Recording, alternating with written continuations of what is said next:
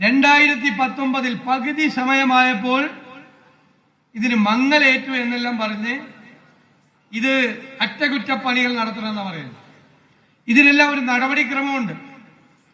ഒന്നാമത്തെ നടപടിക്രമം, ശബരിമല ക്ഷേത്രം ഹൈക്കോടതിയുടെ ഡിവിഷൻ ബെഞ്ചിന്റെ നിയന്ത്രണത്തിലാണ്. അവരുടെ അനുമതി വാങ്ങിക്കണം, ഡിവിഷൻ ബെഞ്ചിന്റെ അനുമതി വാങ്ങിക്കണം. ഒന്ന്. രണ്ട്, ദേവസ്വം മാനുവൽ ഉണ്ട്. ദേവസ്വം മാനുവൽ, ആ ദേവസ്വം മാനുവലിലെ വകുപ്പുകൾ അനുസരിച്ച് പ്രധാനപ്പെട്ട വസ്തുക്കൾ അറ്റകുറ്റപ്പണികൾ നടത്താൻ പുറത്തേക്ക് കൊണ്ടുപോകാൻ പാടില്ല. ക്ഷേത്രത്തിന്റെ അകത്ത് തന്നെ വെച്ചുകൊണ്ട് വേണം പ്രധാനപ്പെട്ട വില കൂടിയ വസ്തുക്കളുടെ അറ്റകുറ്റപ്പണികൾ നടത്താൻ. അപ്പൊ ഹൈക്കോടതി ഡിവിഷൻ ബെഞ്ചിനെ അറിയിക്കാതെ, ഒന്ന്. രണ്ട്, ദേവസ്വം മാനുവലിലെ വകുപ്പുകളെ ലംഘിച്ചുകൊണ്ട് ദേവസ്വം ബോർഡ് തീരുമാനമെടുക്കുക. അന്ന് കടകംപള്ളി സുരേന്ദ്രനാണ് ദേവസ്വം മന്ത്രി, പത്മകുമാറാണ് ദേവസ്വം പ്രസിഡന്റ്. ഇവരെ ഈ മാനുവലിനെയും കോടതിയെ അറിയിക്കണമെന്നുള്ള കാര്യങ്ങളെല്ലാം ലംഘിച്ചുകൊണ്ടാണ് ഇത് ഒരു സ്പോൺസറെ കണ്ടെത്തി. അതിനുള്ള നടപടിക്രമമൊന്നുമില്ല, ഒരാളെ സ്പോൺസറായിട്ടങ്ങ് തീരുമാനിക്കുകയാണ്, അയാൾക്ക് ഇതങ്ങ് കൊടുക്കുക. പക്ഷെ വളരെ ബുദ്ധിപൂർവ്വമാണ് ചെയ്തത്. എന്താ, ചെമ്പുപാളിയാണ് കൊടുത്തത് എന്നാണ് മാസ്റ്ററിൽ എഴുതി വെച്ചിരിക്കുന്നത്. അതുകൊണ്ടാണ് നിങ്ങൾ കണ്ടോ, ഈ ഉണ്ണികൃഷ്ണൻ പോറ്റി എന്ന് പറയുന്ന ആള് വന്ന് മാധ്യമങ്ങൾക്ക് മുമ്പിൽ വന്ന് സംസാരിക്കുമ്പോൾ അയാൾക്കൊരു പേടിയില്ല. കാരണം എന്താ, എന്റെ കയ്യിൽ തന്നത് ചെമ്പുപാളിയാണ്, ചെമ്പുപാളിയാണ് അയാൾക്ക് കൊടുത്തത്. കാരണം എന്താ, അയാൾ കുടുങ്ങിയാൽ ഇവരെല്ലാം കുടുങ്ങും, മനസ്സിലായല്ലോ. അതുകൊണ്ട് ഒന്നാം പ്രതിയെ തന്നെ രക്ഷിച്ചേക്കുവാണ്. ഈ സ്വർണം പൂശിയ പാളി കൊടുക്കുമ്പോൾ ചെമ്പുപാളി എന്ന് എഴുതി കൊടുക്കുക. അതുകൊണ്ടാണ് അയാൾക്ക് കൂസലില്ലാത്തത് ഇപ്പോഴും. പക്ഷെ ഹൈക്കോടതി വിധിയിൽ ഞാനപ്പോൾ ഒരു സംശയം പറഞ്ഞു. ഇത് ശബരിമലയിൽ നിന്ന് കൊണ്ടുപോയിട്ട് 1 മാസവും 9 ദിവസവും കഴിഞ്ഞിട്ടാണ് ചെന്നൈയിലെത്തുന്നത്.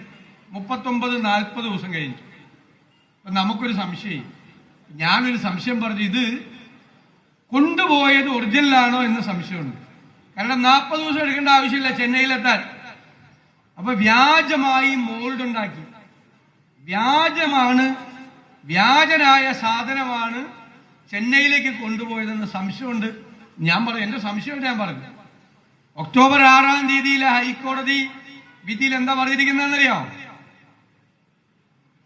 ചെന്നൈയിലേക്ക് കൊണ്ടുപോയത് ഒറിജിനൽ ദ്വാരപാലക ശില്പമല്ല, കൊണ്ടുപോയത് വ്യാജ മോൾഡ് ഉണ്ടാക്കി വേറൊരു ചെമ്പുപാളി അങ്ങ് കൊണ്ടേക്കാണ് മദ്രാസിലേക്ക്.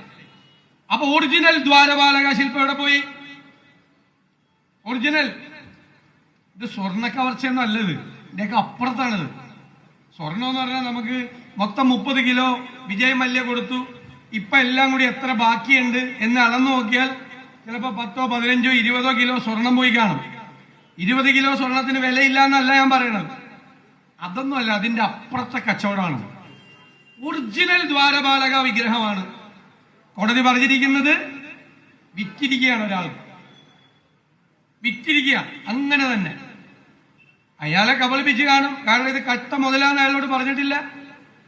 അയാളോട് പറഞ്ഞിരിക്കുന്നത് അയ്യപ്പന്റെ ശ്രീകോവിലിന്റെ മുമ്പിൽ ഇത്രയും നാൾ ഉണ്ടായിരുന്ന ദ്വാരപാലക വിഗ്രഹം ഏറ്റവും പ്രിയപ്പെട്ട ഒരു ഭക്തന് കൊടുക്കാൻ തീരുമാനമായെന്ന് പറഞ്ഞാൽ മതിയല്ലോ. 100 കണക്കിന് ആളുകൾ ഇത് വീട്ടിൽ കൊണ്ടുപോയി ഐശ്വര്യം വരാൻ വേണ്ടി കാത്തു നിൽക്കുകയാണ് എന്ന് പറഞ്ഞാൽ മതി. കേരളത്തിൽ നിന്നുള്ള ആരാണെന്ന് എനിക്ക് തോന്നുന്നില്ല. തമിഴ്നാട്ടിൽ നിന്നും തെലങ്കാനയിൽ നിന്നുള്ള ആളുകൾ എത്ര കോടി കൊടുത്തും അവരുടെ വിശ്വാസമാണ് ഇത് വീട്ടിൽ കൊണ്ടുപോയി വെക്കാൻ തയ്യാറാണ്. അവർക്കാണ് ഇത് വിറ്റിരിക്കുന്നത്. ഹൈക്കോടതി പറഞ്ഞിരിക്കുന്ന ഭാഗം, it was sold to a willing purchaser. അതൊരു താല്പര്യമുള്ള ഒരാൾക്ക്, പർച്ചേസർ വാങ്ങിക്കുന്ന ആൾക്ക് അത് കൊടുത്തു. With a substantial monetary consideration, ഉയർന്ന തുകയ്ക്ക്. ഇത് സ്വർണം ചുരണ്ടിയെടുത്തതല്ല, ഇത് ഒറിജിനൽ ദ്വാരപാലക ശില്പം. അതിൽ പൂശിയിരിക്കുന്ന സ്വർണത്തിന്റെ വിലയല്ല. അതാണ് നിങ്ങൾ മനസ്സിലാക്കേണ്ടത്. അതിൽ പൂശിയിരിക്കുന്ന സ്വർണത്തിന്റെ വിലയല്ല. ശബരിമല ശ്രീധർമ്മശാസ്താവിന്റെ ശ്രീകോവിലിന് മുന്നിലുണ്ടായിരുന്ന സ്വർണം പൂശിയ ദ്വാരപാലക ശില്പം കൊടുത്തിരിക്കുകയാണ് കോടിക്കണക്കിന് രൂപയ്ക്ക്. എന്നിട്ടൊരു വ്യാജ സാധനം, അത് ഫോട്ടോ വന്നപ്പോ കണ്ടല്ലോ രണ്ടും തമ്മിലുള്ള വ്യത്യാസം. വ്യാജൻ ഉണ്ടാക്കിയാൽ എത്ര വലിയ കള്ളന്മാരുണ്ടാക്കിയാലും ഇത് ഒക്കൂല. അതിന്റെ വ്യത്യാസമൊക്കെ മനസ്സിലാവും ശരിക്കും സൂക്ഷ്മമായി പരിശോധിച്ചാൽ. ഒറിജിനലിലെ ഫോട്ടോയുണ്ട്, രണ്ടാമത് ഇപ്പൊ കൊണ്ടുവന്ന് വെച്ചേക്കണതിന്റെ ഫോട്ടോയുണ്ട്. രണ്ടും തമ്മിലൊരു നല്ല വ്യത്യാസങ്ങൾ എടുത്തു കാണിക്കാൻ പറ്റും ഇഷ്ടം പോലെ. ഇതാണ് കൊണ്ടുപോയത്, ഇതാണ് പുറത്തോട്ട് കൊണ്ടുപോയത്. വ്യാജനുണ്ടാക്കി കൊണ്ടുപോയി. അതിനെല്ലാം ഇവർ കൂട്ടുനിന്നു. ഇപ്പോ ഹൈക്കോടതി നിയമിച്ച സ്പെഷ്യൽ ഇൻവെസ്റ്റിഗേഷൻ ടീം, ഹൈക്കോടതി ഒരു കാര്യം സാധാരണ ഗവൺമെന്റിനോടാ പറയുന്നത്, നിങ്ങൾ ഇത് അന്വേഷിക്കാൻ ക്രൈം ബ്രാഞ്ചിന്റെ നേതൃത്വത്തിൽ ഒരു സ്പെഷ്യൽ ഇൻവെസ്റ്റിഗേഷൻ ടീം ഉണ്ടാക്കണം എന്നാ പറയാറ്. ഇപ്രാവശ്യം ഹൈക്കോടതിക്ക് അറിയാം സർക്കാരിൽ കപ്പലിലുണ്ട് കള്ളന്ന്. അതുകൊണ്ട് ഹൈക്കോടതി എന്താ ചെയ്തത്, അതിലെ ഏറ്റവും പ്രധാനപ്പെട്ട ADGP മുതൽ താഴെ തട്ടിലുള്ള SI വരെയുള്ള ഉദ്യോഗസ്ഥന്മാരെ ഹൈക്കോടതി നേരിട്ട് അങ്ങോട്ട് വെച്ചു. എന്നിട്ട് അവരോട് പറഞ്ഞു, വേറെ ആർക്കും പോയി റിപ്പോർട്ട് ചെയ്യരുത്, റിപ്പോർട്ട് നേരിട്ട് ഇവിടേക്ക് ഹൈക്കോടതിയിലേക്ക്. വേറെ ആരുമില്ല ഇതിന്റെ ഇടയിൽ, നിങ്ങളും ഹൈക്കോടതിയും മാത്രമേ ഉള്ളൂ. നേരിട്ട് റിപ്പോർട്ട് ഹൈക്കോടതിയിലേക്ക്, വേറെ ആർക്കും റിപ്പോർട്ട് ചെയ്യരുത്. എത്രയും പെട്ടെന്ന് സമയം പറഞ്ഞിട്ട് 6 ആഴ്ചക്കുള്ളിൽ തീരുമാനം എടുത്ത് അന്വേഷണം നടത്തി പറയണം. ആദ്യ അന്വേഷണത്തിൽ CK മുരളീധരൻ ഇവിടെ പറഞ്ഞതുപോലെ ദേവസ്വം ബോർഡ് പ്രതിയായി.